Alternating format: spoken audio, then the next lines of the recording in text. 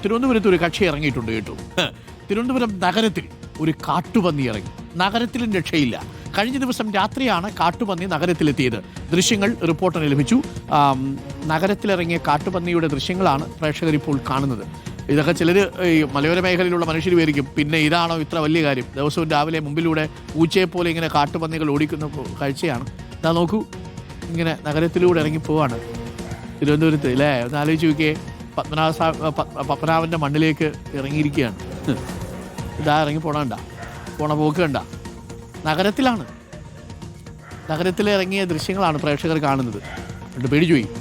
വീട്ടിലെ പട്ടികളൊക്കെ കുറച്ചു. പട്ടികൾ ഞെട്ടിക്കാണും അല്ലേ. കാര്യം വീട്ടിൽ വളർത്തുന്ന ഇത്തരം ആ പട്ടികൾക്കൊന്നും ഈ കാട്ടുപന്നിയെ കണ്ടു വലിയ ശീലമൊന്നുമില്ലല്ലോ. പട്ടികൾ കുറച്ച് തുടങ്ങിയതോടെ കാട്ടുപന്നി അവിടെ ഓടിപ്പോകുന്ന കാഴ്ചയാണ്. സാന്ത്വനയുണ്ട് കൂടുതൽ വിവരങ്ങളുമായി. സാന്ത്വന, ഗുഡ് മോർണിംഗ് സാന്ത്വന അഗെയിൻ. എന്താണ് സാന്ത്വന, നിങ്ങളുടെ നഗരത്തിലൊക്കെ, തിരുവനന്തപുരം നഗരത്തിലൊക്കെ കാട്ടുപന്നിയൊക്കെ ഇറങ്ങിയെന്ന് കേട്ടു. മൃഗശാല തുറന്നു വിട്ടാ? അരുൺ സൂചിപ്പിച്ചതുപോലെ തന്നെ ഈ ഗ്രാമപ്രദേശങ്ങളിലും മലയോര മേഖലകളിലും ഒക്കെ താമസിക്കുന്ന ആളുകൾക്ക് ഈ ദൃശ്യം കാണുമ്പോൾ പ്രത്യേകിച്ചൊന്നും തോന്നാനുള്ള സാധ്യതയില്ല. കാരണം അവർ ഇതുപോലത്തെ ഒത്തിരി പന്നികളെ ഒന്നിച്ച് കാണുന്ന ആളുകളാണ്. പക്ഷേ ഞങ്ങൾ നഗരത്തിൽ താമസിക്കുന്ന ആളുകളെ സംബന്ധിച്ചിടത്തോളം ഇത് അത്ര പരിചിതമായ ഒരു വിഷ്വൽ അല്ല എന്നുള്ളതാണ്. കാരണം ഇത് സംഭവം നടന്നിരിക്കുന്നത് കഴിഞ്ഞ ഒരു 3-4 ദിവസങ്ങൾക്ക് മുൻപാണ്. പേട്ട ഭഗത് സിംഗ് റോഡിലാണ് ഈ പന്നി വന്നത്. ഒരു പന്നി മാത്രമാണ് ഉണ്ടായിരുന്നത്. നമ്മൾ ആ ദൃശ്യങ്ങളിൽ കാണുന്നത് പോലെ തന്നെ അവിടുത്തെ ആളുകൾ CCTVയിൽ ഇങ്ങനെ എന്തോ ഒന്ന് നടന്നു പോകുന്നത് കണ്ട് വെളിയിലിറങ്ങി പരിശോധിച്ചപ്പോഴാണ് ഇത്തരത്തിൽ കാട്ടുപന്നിയാണ് എന്നുള്ള കാര്യം മനസ്സിലായത്.